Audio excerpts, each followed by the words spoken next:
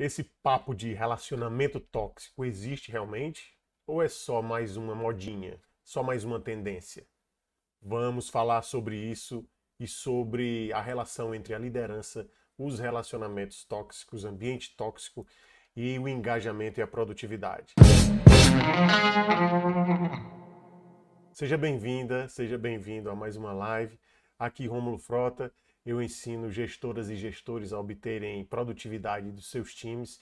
Hoje a gente vai trazer esse tema avaliando se realmente isso existe, esse papo de relacionamento tóxico, de ambiente tóxico, e se isso tem alguma relação com desengajamento, com improdutividade, e se existe, a gente vai avaliar o que é que a gente pode fazer para contornar.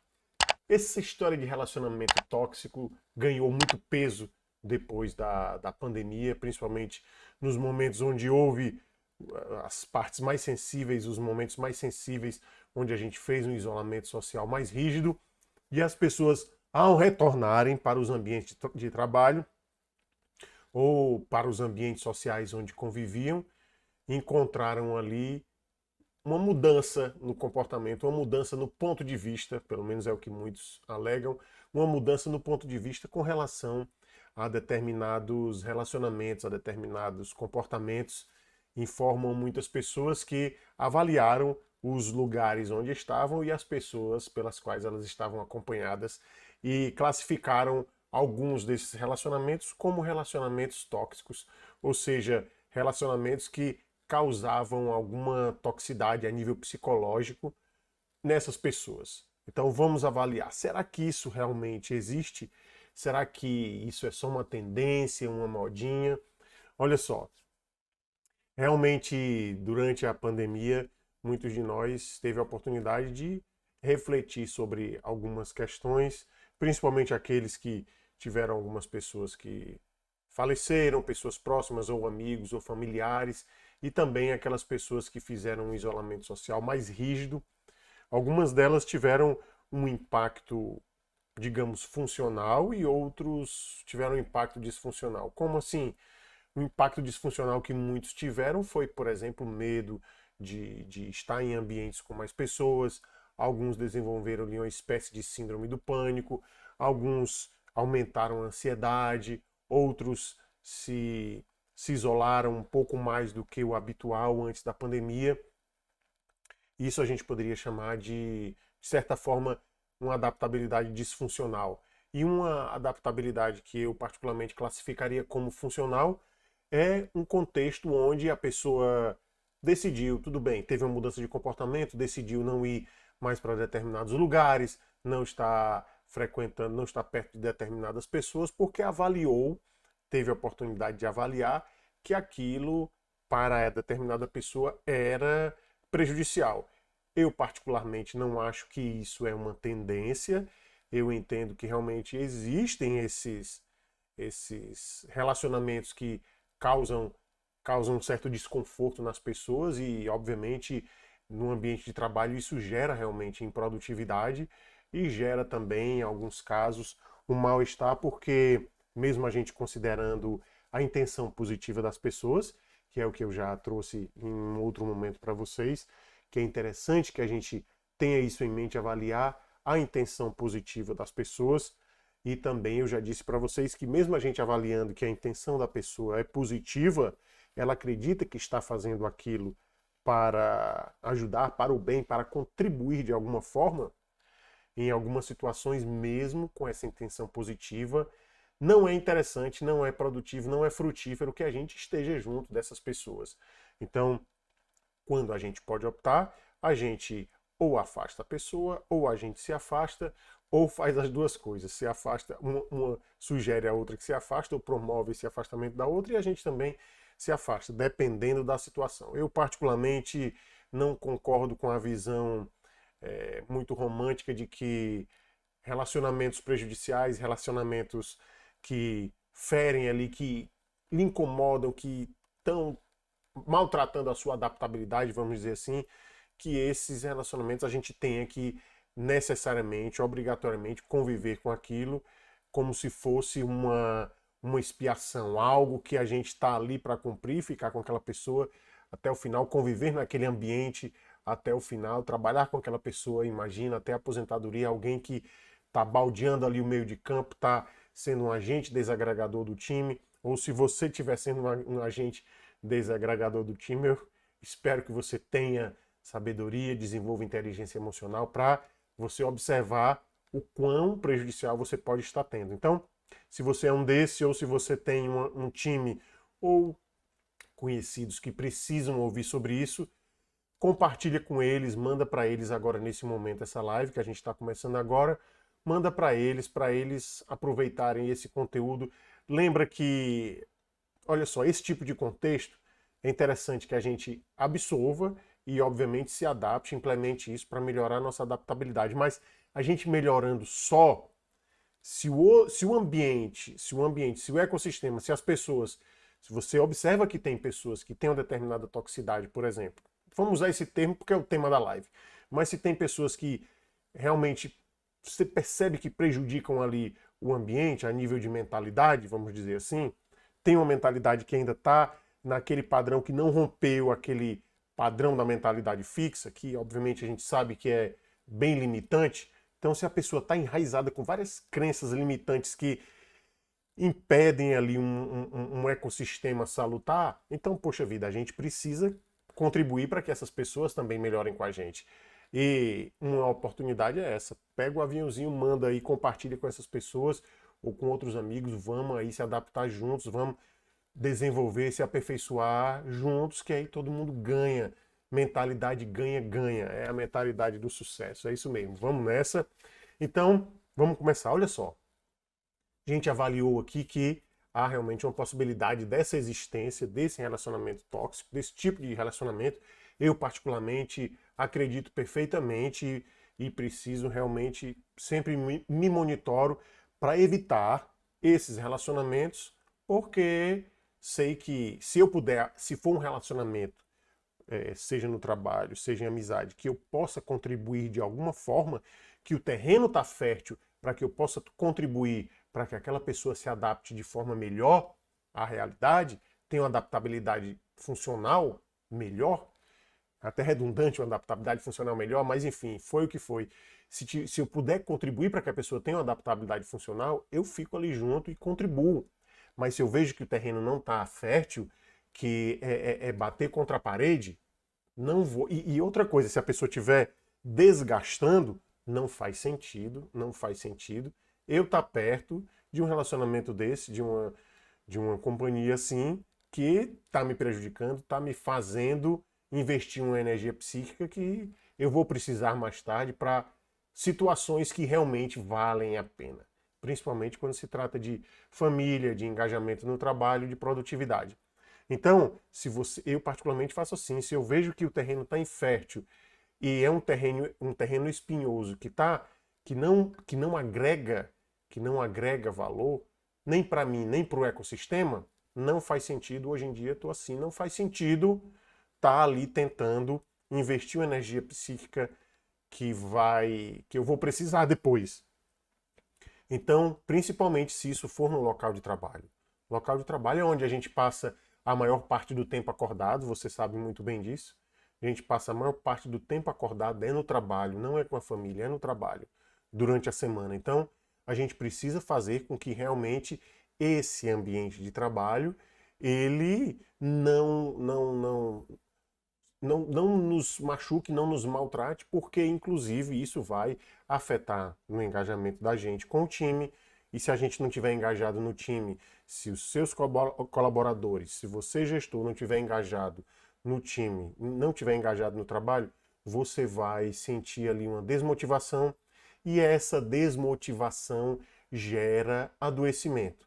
Não duvide disso, isso aí já tem milhares de artigos já nesse sentido, de que realmente a desmotivação, a partir de um determinado momento ela vai promover adoecimento, porque as pessoas vão se desgastar mais do que o necessário e pode incorrer em um burnout ou às vezes em uma depressão, porque a pessoa não está tendo propósito, não está vendo sentido em estar em um ambiente em que está havendo conflito, por exemplo, está havendo algo que desmotive. Por exemplo, a gente sabe que algumas vezes, por, não é nem a intenção, mas algumas vezes o gestor acaba equivocadamente agindo de uma forma que parece muito com assédio moral. Às vezes isolando o membro do time, e isso causa realmente uma ação fisiológica pesada, porque ali o cérebro interpreta, vejam bem, isso a neurociência já traz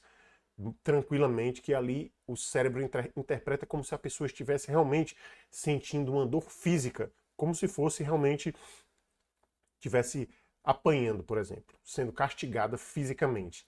Então essa pessoa vai ter um adoecimento e ocorre muitas vezes, acredite, de o gestor fazer isso sem a intenção de fazer, mas são ações que, como não avalia o ecossistema, acaba incorrendo em equívocos como esse, e o prejuízo é grande para o membro do time, consequentemente, o prejuízo é grande para a empresa, porque vai haver algum problema com a Justiça do Trabalho, vai haver algum processo. Eu lembro sempre a vocês que uma das causas maiores não digo maiores, mas uma grande quantidade de causas trabalhistas não são por causa das empresas, mas são por causa das pessoas. As pessoas que convivem com outras pessoas, há um conflito ali e a pessoa entra com um processo contra a empresa. Então, é importante avaliar esse contexto. Eu lembro até que uma vez um amigo meu falou: poxa vida, mas agora eu vou ter que. Ele, empresário, ele, empreendedor. Poxa vida, agora eu vou ter que me preocupar com isso? Não, você não vai ter que se preocupar com essa questão do ambiente tóxico. Quem tem que se preocupar com isso são os seus gestores, são os seus colaboradores que são gestores. Você precisa ter líderes na sua empresa e esses líderes é que vão se preocupar com isso. Claro que não faz parte do seu papel como empresário, como empreendedor, está ali nesse contexto se preocupando, investindo energia nisso. A sua energia precisa estar sendo investida em outros aspectos. Quem tem que se preocupar com isso são os seus colaboradores que detêm cargo de gestão, que precisam desenvolver a liderança para eles fazerem isso. Isso não precisa chegar até você. Eu falei isso para ele, para esse meu amigo, mas é que eu estou já dando o panorama também para você, se você for empresário ou gestor, tem uma pequena empresa e está na marra sendo o gestor dela, sendo o gestor de times, das equipes aí no seu pequeno empreendimento, não é para você estar fazendo isso. Você precisa, por enquanto, claro que está na marra aí porque é o jeito, mas você precisa o mais rápido possível desenvolver esses líderes, pegar esse time seu, avaliar ali, treinar colaboradores para que eles desenvolvam a liderança e para isso, obviamente, você vai ter que confiar, vai ter que ter inteligência emocional. Se é uma pequena empresa, olha, vai ter que queimar a pestana um pouquinho, vai ter que desgastar pelo menos no início para selecionar pessoas dentro do seu time para que você delegue essa liderança para eles, para você não estar se preocupando com isso, porque obviamente não faz sentido. Então, vamos lá. Se isso acontece no local de trabalho, se essa toxicidade, se essa relação acontece no trabalho, o que é que a gente vai fazer? Ora, isso daí realmente é papel do líder, como eu já falei, e o líder tem que realmente, é responsabilidade dele ou dela, de estar monitorando isso, de estar sempre observando essas situações, observando como é que está o clima do time. Eu costumo falar a temperatura. Vai observando aí como é que está a temperatura do time, observa nas reuniões, observa na produtividade. Não tem condições de você observar só números. Se você é o líder do seu time, não tem condições de você ficar olhando só para números, só com relação à produtividade. Você tem que estar olhando também com relação a como é que está o engajamento, e existem estratégias para isso, das mais variadas possíveis, existem programas para isso, softwares para isso, existem frameworks para isso, são metodologias que a gente utiliza para avaliar como é que está a temperatura do time, para ver como é que estão os ânimos, porque a gente precisa solucionar o conflito antes do conflito chegar a um determinado nível. O que é que a gente não deve fazer? O líder não deve estar ali olhando distanciado, ficando em cima do muro para determinadas situações, quando há algum conflito, o líder ficar dizendo, não, eles que se virem, eles já são adultos. como eu já fiz há uns 16 anos atrás, quando surgiu um conflito com o meu time, com duas pessoas, dois excelentes profissionais, e eu fiquei em cima do muro porque tive esse raciocínio de, nossa, eles já são, ou elas já são adultas ou adultos e precisam aí resolver essa questão porque já têm experiência, têm um nível profissional bom, vou deixar que eles ou elas se resolvam. E foi um grande equívoco, porque o conflito se implementou, o conflito se instalou, e depois do conflito instalado, a única forma, a única alternativa a ser tomada era realmente uma das duas pessoas envolvidas na questão ser afastadas. Ou as duas pessoas serem afastadas, ou uma das duas ser afastada. Então foi o que houve, para você ver como a situação não é simples, mas não é fácil. É o simples que não é fácil. E outra coisa, se você fica em cima do muro, isso na cabeça dos colaboradores, na cabeça do time, pode ser interpretado da seguinte forma: o líder está gostando do conflito. Ou então o líder está dando razão a um dos dois. E aí no imaginário das pessoas, cada uma vai eleger um dos dois participantes. Se você ficar em cima do muro, vai ter uma parte do time que vai eleger um dos participantes para acreditar que você estava defendendo essa pessoa, e uma outra parte do time vai, de acordo com os vieses que eles têm, eles vão acreditar que você está defendendo uma outra parte. Então, não é salutar de forma alguma. Você precisa. O que é que você deve fazer? Deve estar perguntando aí. Então, Rômulo, o que é que eu preciso fazer? Você precisa se posicionar.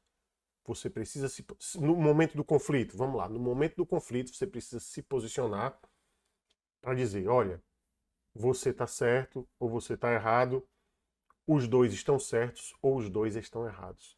Algum posicionamento você tem que ter. Você não pode ficar em cima do muro. Acredite, eu já fiquei em cima do muro há mais de 15 anos e foi bem desgastante. Eu lembro que nessa época, para solucionar esse conflito, eram duas pessoas, dois super profissionais. Eu não queria perder nenhum dos dois do time, porque iria realmente fazer falta. Iria fazer falta. Duas pessoas super dedicadas, duas pessoas comprometidas com um nível profissional bacana. Eu não queria perder nenhuma dessas duas pessoas. E a partir de determinado momento, uma das duas pessoas vinha falar comigo, pedindo, sugerindo um posicionamento com relação a outra pessoa. E isso se revezava. Quando uma pessoa se afastava e ia almoçar, a outra vinha pedir o mesmo, e eu ficava nesse panorama e às vezes me sentia pressionado, e por uma questão tola de vaidade, eu pensava, não, eu não vou tomar iniciativa nem com A, nem com B, por causa da influência de A ou de B, porque eu vou estar me sentindo influenciado e eu não vou aderir a isso daí. Outro posicionamento tolo, que depois eu vim observar que era realmente equivocado, eu tinha que tomar uma decisão. Os frutos disso foram bem desgastantes, porque eu ia dormir às vezes muito desgastado, acordava cansado, como se não tivesse dormido, porque passava a noite processando essa problemática atrás de achar uma situação, uma solução para essa questão. E como eu estava ali muito enraizado com crenças que eram altamente equivocadas, que me limitavam a tomar um posicionamento, eu não conseguia fugir. Eu tentava fugir, mas essas crenças estavam tão enraizadas que é como se eu fosse realmente uma árvore querendo andar, querendo sair do canto, e as raízes estavam muito fortes e muito enterradas e elas não me deixavam me locomover, entende? Mas isso me causava sofrimento, porque essas raízes, porque no lugar se fosse uma planta, as raízes estariam alimentando a planta. No meu caso era o contrário, essas raízes estavam como se fosse sugando as minhas energias. Essas amarras, essas crenças, essa falta de conhecimento que eu tinha, essa falta de mentalidade mais desenvolvida, fazia com que eu não conseguisse sair do lugar e eu ficava naquilo, querendo sair, mas as minhas crenças me limitavam para que eu não saísse, porque eu achava que ou eu estava sendo influenciado, ou que aquilo ia se resolver, ou que aquilo ia passar. E olha, não passa, tá? Eu te asseguro, se você for gestora ou gestor, que se você deixar o conflito se estabelecer, não acredite que a situação vai passar. Pode até passar, pode ser, mas a probabilidade maior é que não passe. E se passar, é porque foi depois de você ter investido muita energia psíquica nisso. Você se desgastou muito para reverter a situação. E olha, não vale a pena você passar por todo esse processo, deixar o conflito se estabelecer, ficar em cima do muro, o conflito ficar mais forte, mais poderoso, abalar o time, tornar aí sim o ambiente tóxico. Por quê? Porque essas pessoas, elas nessa situação, nesse exemplo real que ocorreu, essas pessoas não se falavam e às vezes precisava de uma informação ir para outra pessoa, de uma delas ir para outra e precisava de intermediário. Às vezes o ambiente ficava um pouco tenso e, como eu te disse, eu estava equivocado nessa época porque eu não queria perder nenhum dos dois, nenhuma dessas duas pessoas, e não me decidia, e o sensato não era fazer isso. Hoje, com a técnica que eu tenho, que é o que eu estou trazendo para você, já teria resolvido essa situação há muito tempo, mas tinha deixado essas duas pessoas que estavam contribuindo com um clima terrível. As pessoas que iam trabalhar e chegavam lá, se desgastavam, ficavam, a gente percebia que as pessoas se desgastavam mais rápido, a produtividade era bem menor, era super baixa por causa disso. Então, essa questão da produtividade, de um ambiente atrapalhar, comprometer a produtividade, gente, isso não é só teoria, tá? Isso não é teoria. Isso a gente encontra realmente em vários livros, mas a gente, na hora que lê, não acredita. A gente quer dar uma de bonzão. Não, isso daqui não atrapalha, isso aqui não vai atrapalhar, não. Isso aqui rapidamente se resolve. Rapidamente se resolve, é só demitir, é só tirar, trocar esse daqui para ir para um outro lugar. Não é simples assim. Se fosse simples assim, isso já teria realmente, já estaria sendo completamente disseminado. Porque assim, quando a gente pensa em, tá dando trabalho, demite logo, essa é a visão realmente, se eu for o dono da empresa, se você for o dono da empresa, você vai dizer, não, tira logo. Mas como eu disse, essa preocupação não deve ser sua. O investimento na reversão desse problema deve ser do líder. É para isso que ele está lá. É para isso que ele precisa, ele ou ela precisa desenvolver a liderança. Não é para você estar se preocupando com isso se você for empreendedor, se você for o dono da empresa. Mas o líder precisa. Por quê? Porque se ele tomar a medida mais rápida, que é entre aspas, a mais fácil, que é demitir, por exemplo, o funcionário ou a funcionária, ele vai estar colaborando, pode colaborar para um clima de tensão, porque se sempre que houver uma divergência, houver alguma dificuldade, a saída for demite, como é que isso vai ser observado pelos outros membros do time? Pode causar uma ansiedade grande, pode causar adoecimento, pode causar, por exemplo, muitos erros. A improdutividade pode acontecer pelo seguinte, porque um nível alto de ansiedade, ele compromete a cognição. Olha, isso além da literatura, já está bem claro na literatura, eu já observei isso realmente ao longo dos anos, o comportamento dos membros do time quando passavam por momentos de ansiedade. A cognição fica completamente comprometida.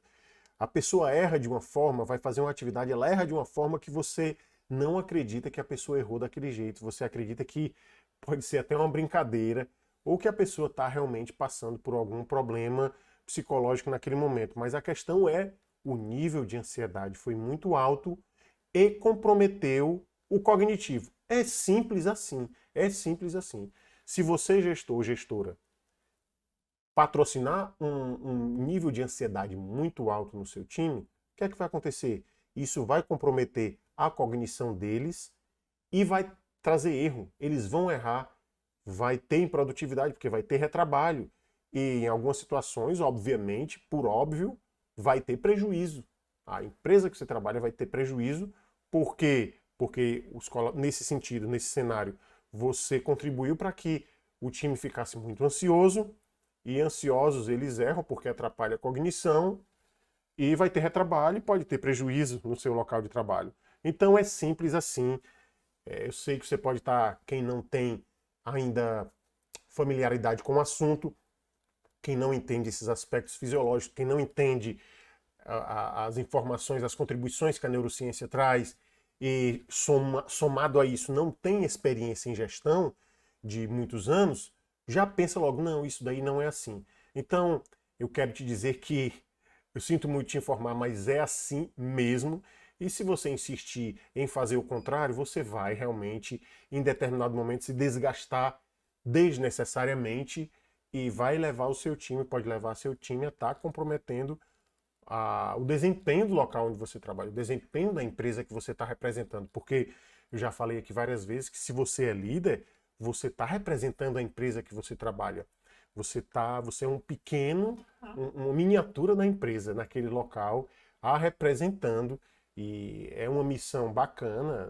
Não acho que é uma missão, poxa vida, que missão árdua. Não, é uma missão muito bacana. Estar líder, ser líder, é uma missão muito legal. Você pode deixar um legado bacana para aqueles membros do time. Eles levam esse legado junto com eles.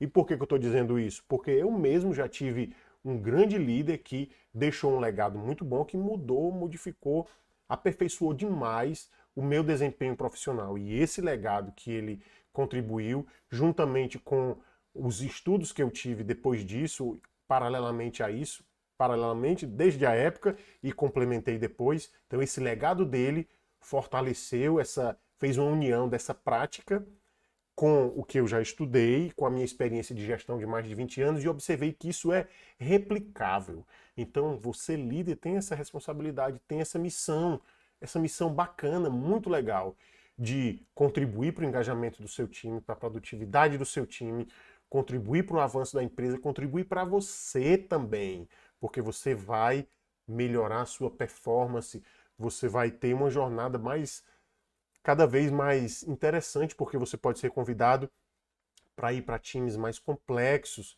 liderar outros times, ou quem sabe ser líder de líderes. Mas eu, particularmente, o que eu acho mais interessante é o legado que você deixa. E não é uma questão de vaidade, não, mas é porque contribuir para a transformação das pessoas, poxa vida, é algo que realmente é muito bacana, é impactante. Eu percebo isso como uma contribuição valiosa para o mundo. Então, que legal a gente poder contribuir para o mundo. Por exemplo, os professores, eles, que contribuição bacana para o mundo, para a sociedade eles têm. Infelizmente, eles ganham pouco, os professores, por exemplo, da rede pública, como eles ganham pouco e como eles têm uma missão tão linda, uma contribuição tão bacana para o mundo. Eu tenho amigos professores da rede pública e eu os admiro demais. Os admiro e as admiro demais. Amigos e amigas professores da rede pública, professores de universidade, por exemplo. Enfim, então a contribuição que a gente deixa para o mundo, ajudando essas pessoas, contribuindo para a transformação delas, isso é espetacular. E elas, por sua vez, quando os membros do nosso time, eles topam essa transformação, eles estão ali com a gente nessa jornada, eles topam a transformação, eu quero te deixar bem claro o seguinte, para você não ficar vaidoso ou vaidosa, porque esse tipo de vaidade, ele às vezes prejudica muito a gente, porque a gente é um tipo de viés que realmente, um viés muito forte, que pode fazer com que a gente, em determinado momento, se a gente ficar vaidoso nesse sentido, pode fazer com que a gente queira seguir sozinho e esqueça da ideologia do time, da filosofia do time, tá? Então, o que eu quero te dizer é o seguinte, quando o time se dá essa oportunidade de seguir a tua liderança, de encarar o que tu quer implementar, mentalidade, as técnicas de produtividade, enfim, tudo mais, quando ele faz isso, ele não faz isso por você. Ele não faz isso por você, gestor, ou por você, gestora. Sabe por quem é que eles fazem? Eles fazem por eles mesmos. Porque eles percebem que eles merecem ser melhores profissionais. Então, quando eles estão num ambiente em que encontram um líder ou uma líder que favorece esse terreno para eles, esse terreno que possibilite que eles sejam melhores profissionais, que eles aperfeiçoem, que eles tenham uma performance melhor, eles percebem que eles merecem encarar esse terreno fértil e eles dão o melhor deles, porque não é por causa de você, mas pelo terreno fértil que eles têm lá, eles percebem que é bom para eles.